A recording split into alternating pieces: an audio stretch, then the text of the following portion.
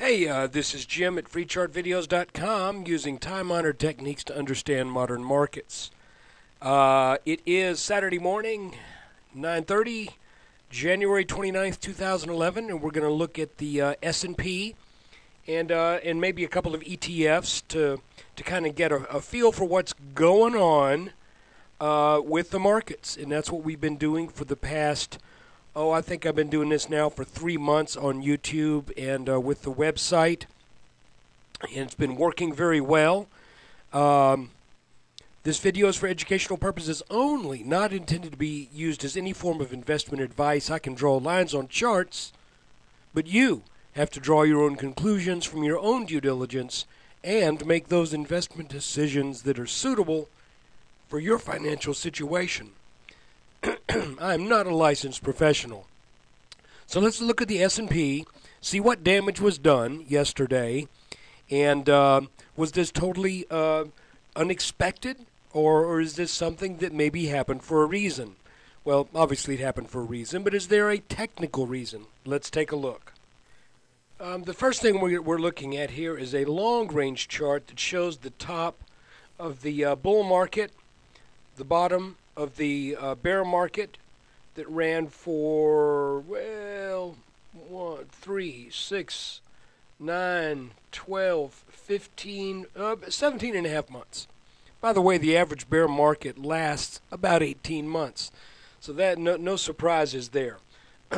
As we made this bottom, I'll remind you in the S&P that there was a target implied from the depth of this inverted head and shoulders of 1340 to 1350.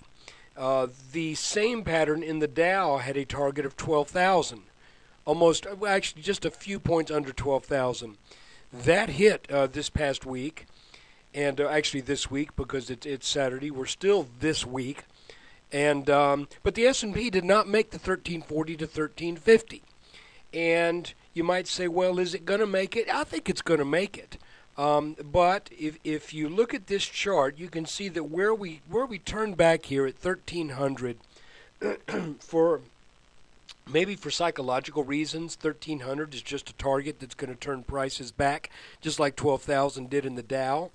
You can also see that back in the summer of 2008, there was a short-lived bear rally to about 1300 before the bottom really dropped out that fall. So having reached that level here, I think it makes some sense that 1300 would be resistance. Now, but there's some other interesting things going on, so let's take a look at just this area right here. Okay, the first thing I want to say is I have a confession to make. It's not actually, I'm not confessing, I'm just letting you know that on some of my charts, when I zoom in and out, some of the lines that line up very well in the long range view or in longer range views, when you zoom in, they just go crazy. For example, here I am looking at a 2-hour chart, and you can see that there's a line under this dip, and right here where we dipped on Friday. But if I zoom in to a 10-minute chart, look, that green line just gets all wonky. So I'm going to try to be a little bit more cognizant of that, and you be cognizant of it too as I go through these charts, so that you can look at this and remember that, well, that green line, I hate that that's the case. It's just too time consuming for me to erase and move and do that for every chart. So anyway, here's the deal. We went from the bottom of this channel of what I'm defining as a channel, and we went along the top, and we actually were in a channel that looked like this. And as I was doing these videos starting in early October, we had identified that channel and see how nice it was working. That broke, and then we hit this line, and then we started going up again, but not quite at the same pitch. It was a little bit more relaxed move, and as you can see here, it never got above that extended line that was the support of this channel. And you know, that's typical. That is totally typical technical behavior. Now, as it started to make a little bit lower lows and started to show weakness, when we reached that 1300 level, this sell-off makes sense. I was thinking, because we were trading mostly over 1300, well, not over 1300, but over the 1296 level. I was thinking at first that, you know, this looks like we may consolidate and run back up here and tag that line around 1309, 1311, something like that. But no, apparently the market knew that I was going to be away from the computer all day long, shooting a photography assignment. So the market said, you know, Jim's not watching, so let's really screw with his head. And that's what the markets did. Thankfully, however, I was out of all of the, I like to trade the leveraged funds, and I was out of all of the leveraged longs. Got out with a nice gain in SOXL, SOXL, and had already gotten out of FAS and DRN, but I was in some individual stocks that were hit pretty good. But gold held up well, and about 30% of what I'm long right now is either gold or gold related. I'm all stocks; those got kind of creamed a bit. Anyway, let's look at a little bit closer in view, because there's something kind of interesting going on in the chart on a micro level. Okay, for this chart, I have moved this green line. So this green line is at the proper spot. You can see that the prices didn't quite reach this line. I suspect they're going to test it. And if that, well, we'll talk about where support is. What's interesting is I did not change anything on this chart. And I was curious. I said, you know, when I get back to the office and I take a look at the S&P chart, I want to see, excuse me, I want to see where the S&P got stopped in the selling today, where the selling kind of stopped. And as you can see, there were a succession of three lower, I'm going to call them valleys, I guess, dips. And what was interesting was this little gray line that I drew here some days ago, probably about a week ago. Even though that line was violated here and here, if we extend this like that, that's just too weird. So it looks like this little line is doing something. And I want to also mention that, you know, when we got decisively above this line, we never really had a good solid pullback, because I don't really count this as a breakout. This was just kind of meandering around. We went up here, and I think it was probably, this move was probably going to happen anyway. I know there was some economic news that wasn't too good, weak growth, and also what's going on in Egypt and everything. But you can see here that for whatever reason, this line seems to have done a little, it seems to have caught it here, here, and here. And this is what things. The first thing is, just on a very short-term basis, look at this little pattern that's developing right here. You can see that that we've got two touches on the top. That defines this top line. And we've got three touches on the bottom. This defines the bottom line. Now, some people may be saying, well, that looks like a bear flag. You know, every now and then there's a bear flag that slants down.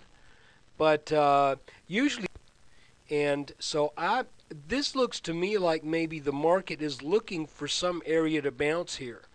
Uh, I may be wrong. Every now and then a bear flag, the selling is just so strong that a bear flag even will have a downward slope to it. But to my eye, for right now, and considering the fact that we are so close to that green line that is drawn under the last two serious sell-offs, um, I'm thinking that there will be a bounce. Will that bounce be strong and take us back up to continue the uptrend? That I'm not at all convinced will happen. I'm open to that idea, but I'm not really I'm not counting on it, and I'll tell you why. If we back out again, tell you what, let's back out to a what do we need here? See if a 4-hour chart does it. Yeah, sure does. Again, see these lines, they kind of got screwy again. Let's do them like that. See, I had to move that one, now I got to move it back. Okay. I'm going to show you something. When we were back in the spring, a rally, the spring of 2010, there was a rally that came up, made a peak, made a slightly higher peak, broke a support line, came back for the back test. That was a little head and shoulders pattern that broke down violently with the flash crash, pulled back almost to the neckline. There was your chance right there, longs. If you wanted to avoid all of this pain, there was your chance. What does this look like? Okay. Again, there's a peak that didn't quite make the top. Even if we move this to here, which is what we did when we were kind of hugging the underside of that channel, we made the top, didn't quite make it, happened in the middle of the channel, and now I'm thinking there's a possibility, and I'm the last thing I'm going to do is call this a head and shoulders pattern, because folks, until it breaks down, it's not a head and shoulders pattern. But I am open to the possibility that we are setting up a small head and shoulders right here that may take out some support in the long run. And see, now I got to move all these lines back. May take out support, and let me fix this so I can better know what I'm talking about. There. And potentially test support at either roughly 1230, the low 1200s. This line right here is drawn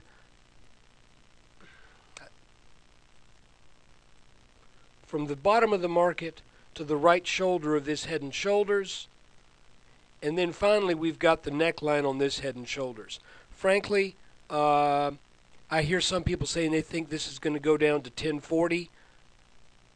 I don't see it. I really don't see that happening.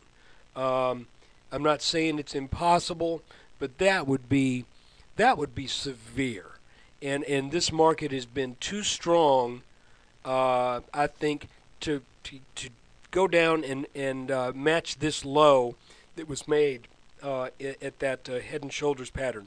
The neckline of this head and shoulders should be very strong support, and that's going to be in the 1125 area, depending upon exactly how accurate you can be drawing that line. If, again, see my line moved. God, that just bugs me. So anyway, probably about 1127. But I'm thinking it's not going to get that low. And it's possible that this line holds and we just continue on up. Now, because we've touched it here, we went up, and so maybe these two lines are now our channel. We're We're going to find out a lot at the early part of next week. Let's look at one more chart. I'm going to show you the semiconductor index. You know, the NASDAQ was, was really hammered, but let's look at the semis real quick. This is a very simple chart looking at the Philadelphia Semiconductor Index Fund. I think that's what it is, isn't it? Where did I get that? PHLX. That's Philly. Or maybe I'm just maybe that was a dream. I don't know. So anyway, you can see that nothing really broke in this, and since we have a peak here, come on, give me my line tool. And here, I'm actually wondering if this shows some strength. And let me tell you what I'm watching for here.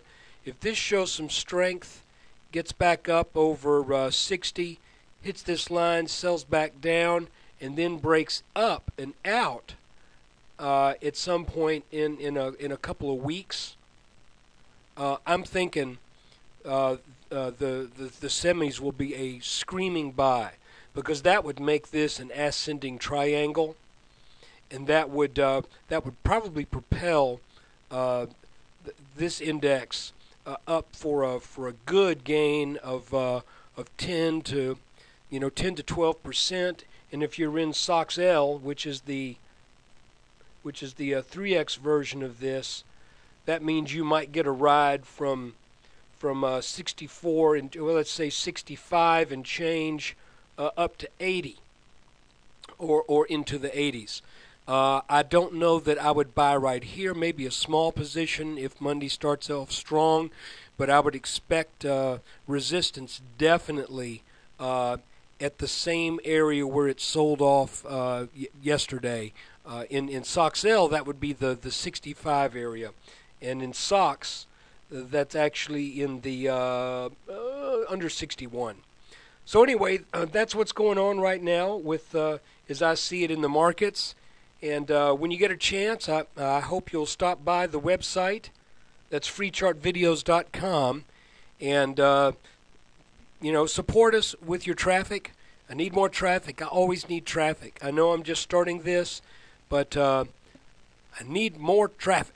So stop by. Consider looking at the forum and throwing in your 2 cents worth and putting up with my stubborn opinions. Take care, and I hope this week teaches us something in the markets.